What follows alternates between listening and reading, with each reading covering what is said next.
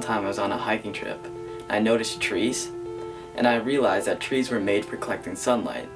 So I tried to think of how I could put solar panels on trees.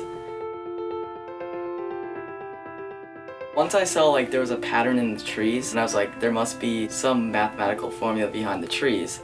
And I found out it was about the Fibonacci sequence, and I said I could use this towards solar energy. The sequence determines how the branches in a tree spiral up.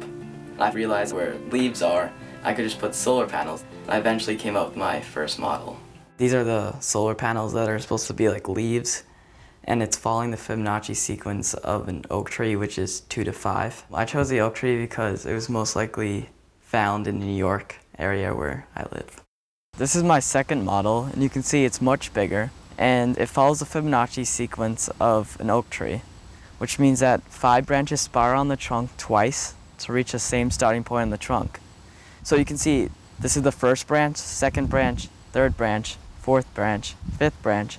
The sixth branch is in the same position as the first, and it just keeps spiraling all the way up like a tree, almost as though it tracks the sun throughout the whole entire day, because you'll have collection in the morning over here, collection in the afternoon up here, and also collection in the evening over here. So sunlight's always getting to it.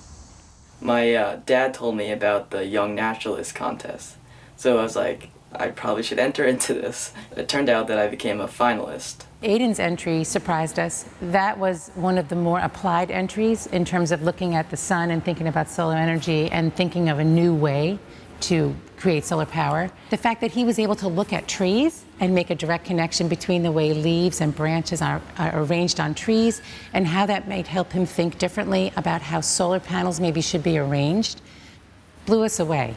After the Young Naturalist Awards, I got invited to speak at this conference called PopTech, which was like a conference of ideas.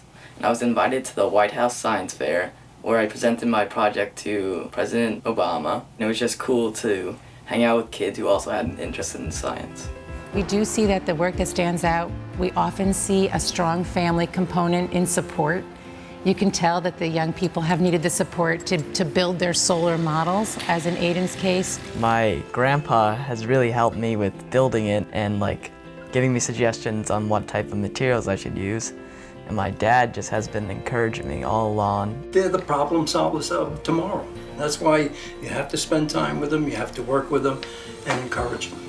When I'm older, I definitely want to do something involving innovation and science. I definitely think kids should be more involved in science because what we do now is really going to affect what we do in the future, and we have the power to change the world.